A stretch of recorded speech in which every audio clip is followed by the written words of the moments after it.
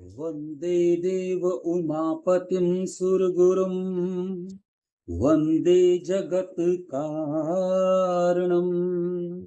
वन्दे पन्नगभूषणं मृगधरं वन्दे पशूनां पतिं वन्दे सूर्यशशाङ्कवनहिनयनम् वन्दे मुकुन्द प्रियं वन्दे भक्तजनाश्रयंश्च वरदं वन्दे शिवं शङ्करम्। ॐ नमः शिवाय। ॐ नमः शिवाय। ओम नमः सांब सदा शिवाय। सभी को एक बार फिर नमस्कार। आज हम शिव पुराण महात्म्य का रुद्र संहिता द्वितीय अध्याय प्रकरण चल रहा है और उसके हमने 13 अध्याय पूर्ण कर लिए हैं और आज हम चतुर्दश अध्याय यानी 14वां अध्याय हम आरंभ कर रहे हैं। दक्ष की 60 कन्याओं का विवाह। दक्ष और वारिणी के यहाँ देव शिवा का अवतार।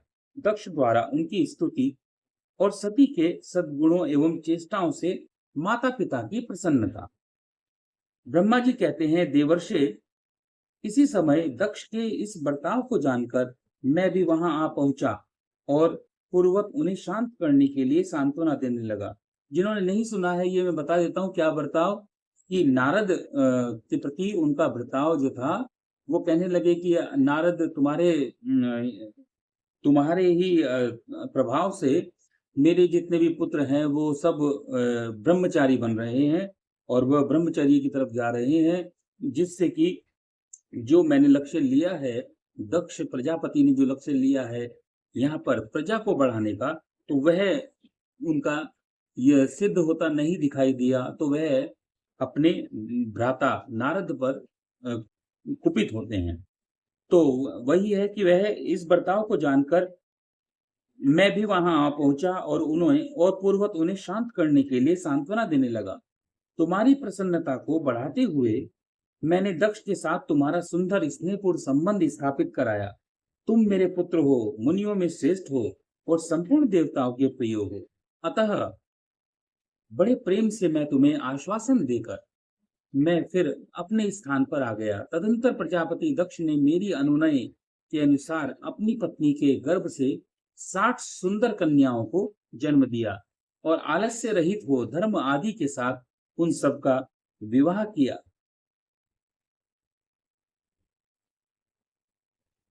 मुनीश्वर, मैं उसी प्रसंग को बड़े प्रेम से कह रहा हूं, तुम ध्यान से सुनो। मुने, दक्ष ने अपनी 10 कन्याएं विधि पूर्वक धर्म को बिहा दी। 13 कन्याएं कश्यप मुनि को दी और 27 कन्याओं का विवाह चंद्रमा के साथ कर दिया। भूत या ब्रह्मपुत्र अंगिरा तथा त्रिशाश्व को उन्होंने 2-2 कन्याएं दी और शेष 4 कन्याओं का विवाह ताक्ष या जिसे कहना चाहिए अरिष्टनेमी के साथ कर दिया। इन सबकी संतान परंपराओं से 3 लोक में भरी पड़ी है, अतः विस्तार भय से उनका वर्णन नहीं किया जा सकता। कुछ लोग शिवा या सती को दक्ष की ज्येष्ठ पुत्री बताते हैं, दूसरे लोग मझली पुत्री बताते हैं और कुछ लोग अन्य सबसे छोटी पुत्री मानते हैं। कल्प भेद से ये तीनों मत ठीक हैं। पुत्र और पुत्रियों की उत्पत्ति के पश्चात पत्नी सहित प्रजापति दक्ष ने बड़े प्रेम से ही मन ही मन जगदम्बिका का ध्यान किया, उनको नमस्कार किया। अंजलि बांधकर विनीत भाव से देवी को मस्तक झुकाते हुए देवी की स्तुति की। इससे देवी संतुष्ट हुई और उन्होंने अपने प्रण की पूर्ति के लिए मन ही मन यह विचार किया कि मैं अब वारिणी के गर्भ से ही जन्म लूंगी। ऐसा विचार कर जगदम्बा दक्ष के हृदय में निवास करने लगी। मुनिश्रेष्ठ, उस समय दक्ष की बड़ी शोभा होने लगी। फिर उत्तम मुहूर्त देखकर दक्ष ने अपनी पत्नी में प्रसन्नता पूर्वक गर्भाधान किया। तब दयालु शिवा दक्ष ने पत्नी के चित्त में निवास करने लगे। उनमें गर्भ धारणा के सभी चिन्ह प्रकट हो गए। तात उस अवस्था में वारिणी को शोभा बढ़ गई और उसके चित्त में अधिक हर्ष छा गया।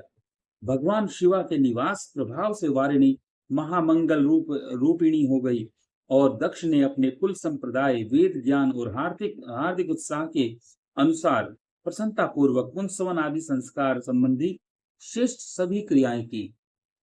उन कर्मों के अनुष्ठान के समय महान उत्सव हुआ। प्रजापति ने ब्राह्मणों को इच्छा अनुसार उनके हिसाब से वर्ण दिया, धन दिया।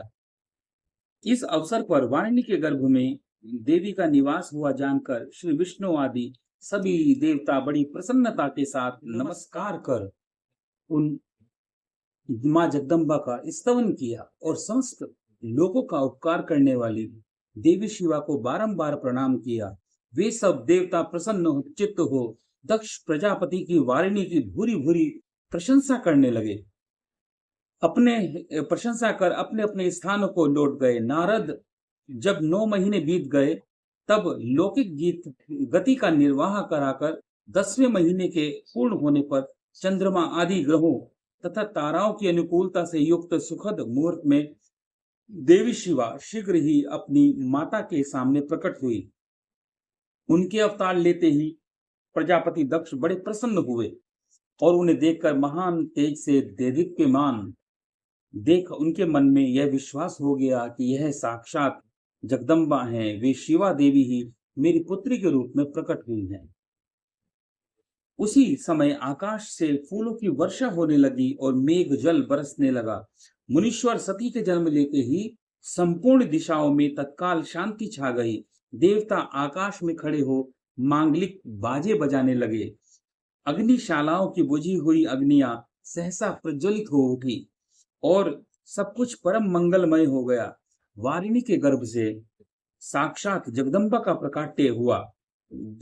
दक्ष ने दोनों हाथ जोड़कर मां जगदम्बा को नमस्कार किया और फिर बड़े भक्ति भाव से उनकी स्तुति की।